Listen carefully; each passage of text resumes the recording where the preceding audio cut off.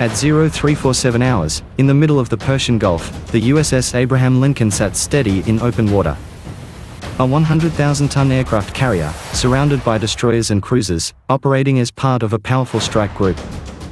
The sea was calm, the mission routine, and everything appeared under control. Then, without warning, the silence broke. High above the Earth, space-based infrared sensors detected a sudden surge of heat signatures across western Iran. Not one launch. Not a handful. But dozens, igniting almost simultaneously across multiple locations. Within seconds, the number became clear. 100 missiles. Launched in a coordinated strike, rising from different regions, following different trajectories, and converging toward a single point in the Gulf.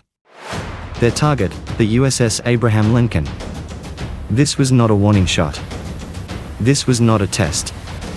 It was a full-scale saturation attack, designed to overwhelm defenses and destroy one of the most valuable assets in the United States Navy. In theory, no system should be able to handle this level of threat. 100 incoming missiles, traveling at different speeds, altitudes, and directions, all arriving within minutes. But as the missiles climbed into the sky and accelerated toward their target, something unexpected happened. The fleet did not panic. Because for the United States Navy, this moment was not chaos. It was a scenario they had already prepared for. At the center of the Persian Gulf stood the USS Abraham Lincoln, one of the most powerful warships ever built. A nuclear-powered aircraft carrier weighing over 100,000 tons, carrying more than 70 aircraft, and operated by a crew of thousands. It was not just a ship, it was a floating piece of sovereign territory, capable of projecting military power across an entire region. Surrounding it was a carrier strike group, a layered defensive network of guided missile destroyers, cruisers, and submarines, all working together as a single system. Each ship had a role, each sensor fed into a shared picture, and every weapon was part of an integrated defense designed to handle complex threats. For days, the strike group had been conducting operations in the region, maintaining presence in one of the most strategically sensitive waterways on Earth. Tensions had been building. Warnings had been issued. Diplomatic signals had been exchanged. But the Lincoln remained in position. It did not withdraw. It did not reposition. Because its mission was not just to operate, it was to demonstrate presence. And now, that presence had become a target. Out in the open sea, surrounded by potential threats and under constant surveillance, the carrier was exactly where it needed to be.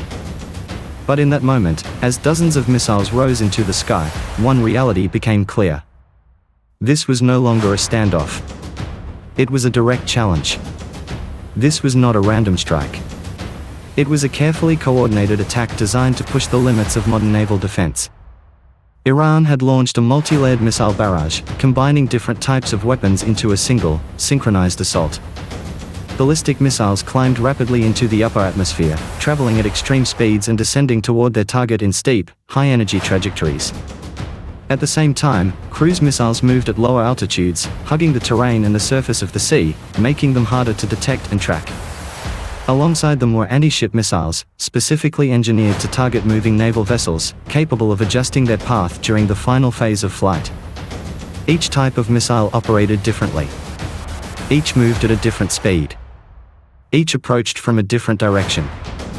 But they all shared one objective: to arrive at the same place, at the same time. This is what defines a saturation attack. Not just overwhelming a defense system with numbers, but forcing it to respond to multiple types of threats simultaneously. Higher altitude and low altitude. Fast and slower. Predictable and maneuverable. The goal is to create confusion, to overload tracking systems, and to stretch defensive resources beyond their limits. Instead of a single wave, this was a layered assault, designed to break through even the most advanced missile defense networks in the world. In theory, no system should be able to handle this level of complexity. Tracking one type of missile is manageable. Tracking multiple types, arriving from multiple directions, within a narrow time window, is exponentially more difficult. And that was the calculation behind the attack. If even a few missiles made it through, the result could be catastrophic. Because against a target like an aircraft carrier, it doesn't take many hits. It only takes one. The moment the missiles were launched, the battle had already begun, but not where most people would expect. Long before any interceptor left its launcher, detection systems were already working at full capacity. High above the Earth, space-based sensors tracked the thermal signatures of each launch, identifying their origin and initial trajectory within seconds. At sea, powerful radar systems across the carrier strike group began scanning the sky, locking onto each incoming object and building a complete picture of the threat environment. There was no delay. No uncertainty. Every missile was detected, classified, and tracked almost immediately. What made this possible was not a single system, but a network. The carrier, its escorts, and external surveillance platforms all shared data in real time, creating a unified battlefield view. Instead of individual ships reacting independently, the entire strike group functioned as a single, coordinated defense system. As the missiles continued their flight, the system began calculating solutions. Speed, altitude, trajectory, and time to impact were processed simultaneously for every incoming threat. Ballistic missiles were identified as high-altitude, high-speed targets. Cruise missiles were tracked at lower altitudes, moving across the surface of the sea. Anti-ship missiles were flagged for their maneuverability in the terminal phase. Each threat required a different response. And yet, all of them were handled at the same time. This is where modern naval warfare changes completely. It is no longer about reacting after a threat appears, it is about understanding the threat before it arrives. The system doesn't wait for missiles to get close. It begins solving the problem the moment they are launched. By the time the missiles were halfway to their target, every single one had already been assigned a defensive solution. The outcome was no longer uncertain. It was being calculated. The response did not begin with a command. It began with a system already in motion. As soon as the incoming threats were confirmed, the carrier strike group shifted from monitoring to engagement in seconds. This transition was not chaotic or improvised, it was structured, automated, and precisely coordinated across multiple ships. The Aegis combat system, deployed on guided missile cruisers and destroyers, moved into full operational mode, linking radar data, tracking systems, and weapons into a single decision-making network. There was no need to manually assign targets. The system did it instantly. Each incoming missile was matched with an interceptor. Ballistic threats were prioritized based on altitude and speed, while cruise missiles were assigned to different layers of defense depending on their flight path. Anti-ship missiles, capable of maneuvering in their final approach, were flagged for closer range engagement. Within moments, every threat had a solution. This is what defines modern naval defense, in not just the ability to respond, but the ability to respond simultaneously, across multiple domains, without delay. Human operators remained in control, but the speed of the situation demanded automation. Decisions that would normally take minutes were reduced to seconds. Across the strike group, launch systems were activated. Vertical launch cells opened. Fire control systems locked onto their targets. Everything was aligned for a single objective: intercept every incoming missile before it could reach its final phase. The scale of the attack did not overwhelm the system. Instead, it triggered its full capability. Because the strike group was not reacting to chaos, it was executing a plan that had already been designed for exactly this scenario. The interception phase began with speed, precision, and coordination on a scale rarely seen in modern warfare. Within seconds of system activation, the first interceptors launched from the strike group's escort ships, rising rapidly into the sky to meet the incoming threats. This was not a single line of defense, it was a layered system, designed to engage missiles at multiple distances and altitudes. At the outermost layer, ESSM-3 interceptors targeted ballistic missiles as they traveled through the upper atmosphere. These weapons were designed for exoatmospheric engagement, striking their targets with pure kinetic force at extreme speeds. High above the Earth, interceptors and incoming missiles collided at closing velocities that left no margin for error. Closer to the fleet, ESSM-6 missiles took over, engaging both ballistic threats in their descent phase and cruise missiles flying at lower altitudes.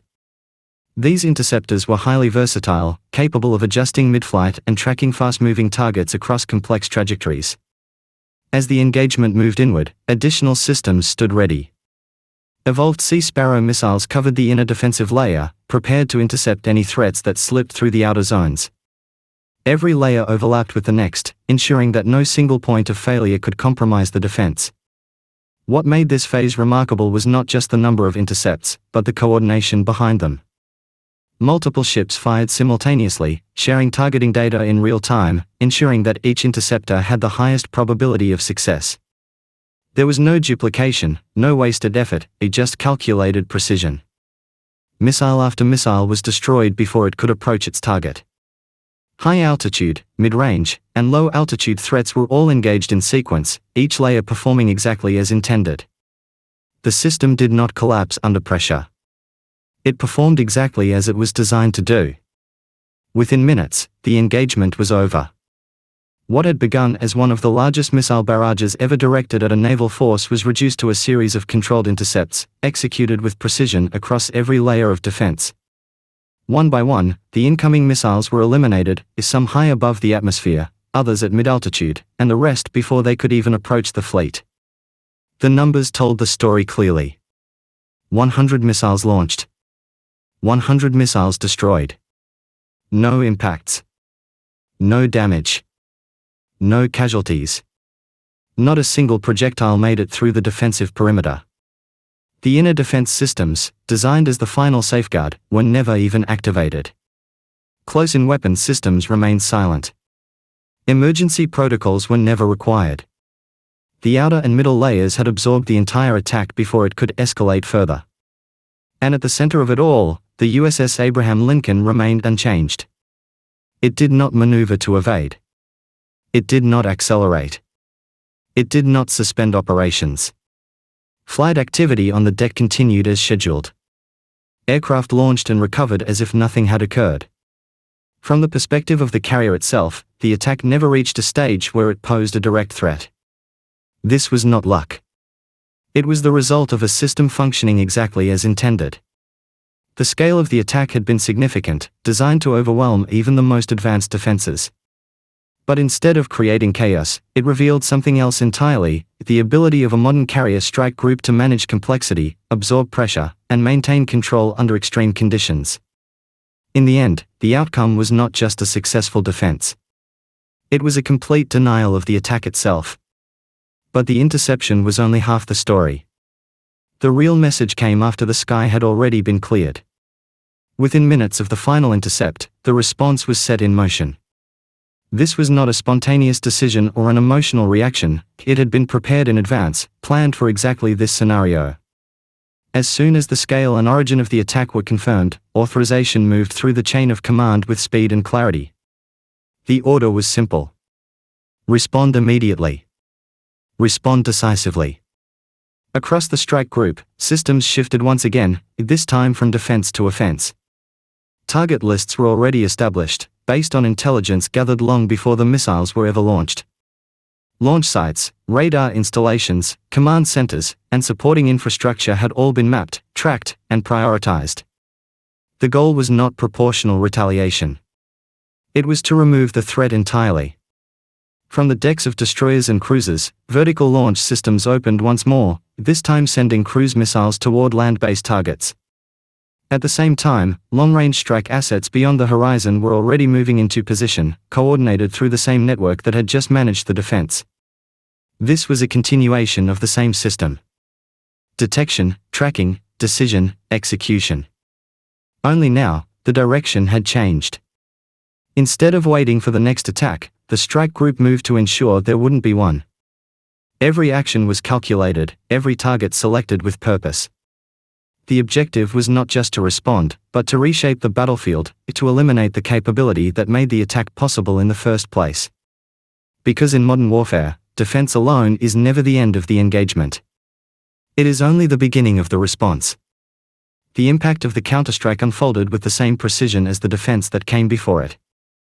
Within minutes, long-range cruise missiles began reaching their targets. Flying low over terrain, navigating through valleys and across coastlines, they approached their objectives undetected until the final moments. Each missile carried a specific assignment, guided by preloaded intelligence and real-time updates. The targets were not random. They were critical nodes in the system that had enabled the attack. Missile launch complexes were hit first, sites that had only moments earlier fired volleys toward the carrier strike group. One by one, these positions were struck with overwhelming force, ensuring that no launch capability remained. Radar installations followed, their destruction blinding the network that once tracked targets across the region. Command and control centers were eliminated, severing the flow of information and coordination. In some cases, hardened and fortified facilities were targeted with specialized weapons designed to penetrate deep below the surface. Structures built to withstand conventional strikes were compromised and collapsed from within, rendering them unusable in seconds. The scale of destruction was deliberate. Multiple weapons were assigned to each target, not to increase damage, but to guarantee it.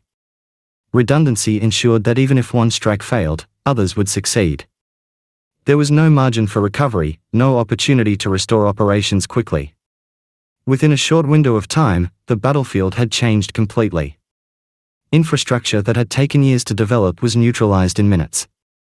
Systems that once coordinated a complex attack were no longer functional. The network that supported the initial strike had been systematically dismantled. This was not simply retaliation. It was the removal of capability. And by the time the final impacts were confirmed, one thing had become clear. The attack had ended. But more importantly, the ability to repeat it had ended as well. By the time the operation ended, the outcome was no longer measured in individual actions, but in the overall shift of the battlefield.